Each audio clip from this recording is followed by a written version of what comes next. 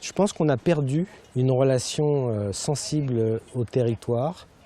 Et c'est vrai que les agriculteurs, à travers la modernisation, l'intensification, ont perdu un peu de cette sensibilité qui fait que le paysage, c'est un peu le dernier roue de la carrosse. C'est quelque chose qui vient en conséquence, mais ce n'est pas quelque chose auquel on va s'affronter.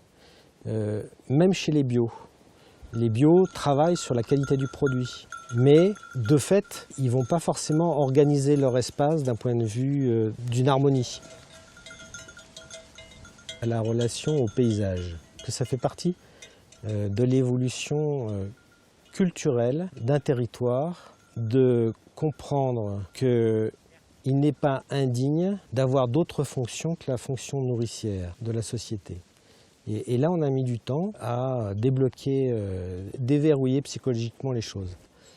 Si on veut intégrer la fonction paysagère, et nous, comment on s'y est pris? On s'y est pris en présentant les plans de développement durable ou les mesures agro-environnementales d'un point de vue du système, de l'efficacité du système économique des exploitations.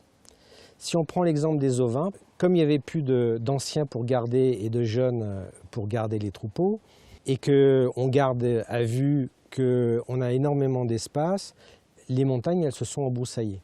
Bon. Petit à petit, le nombre de journées bergerie et le nombre d'unités fourragères achetées à l'extérieur pour nourrir ce troupeau ont augmenté.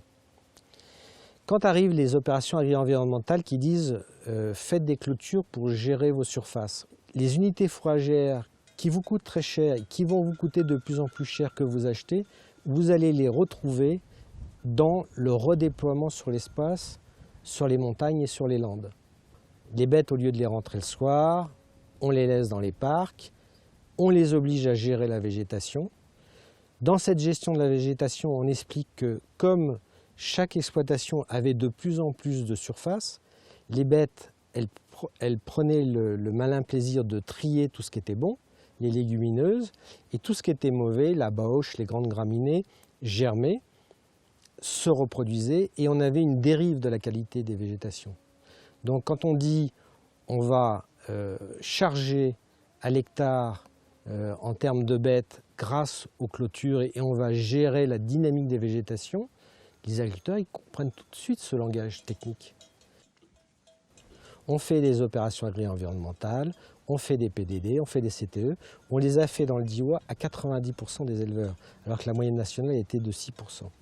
Parce qu'on avait déverrouillé une approche en disant c'est pas pour le tourisme, c'est pas pour faire des paysages.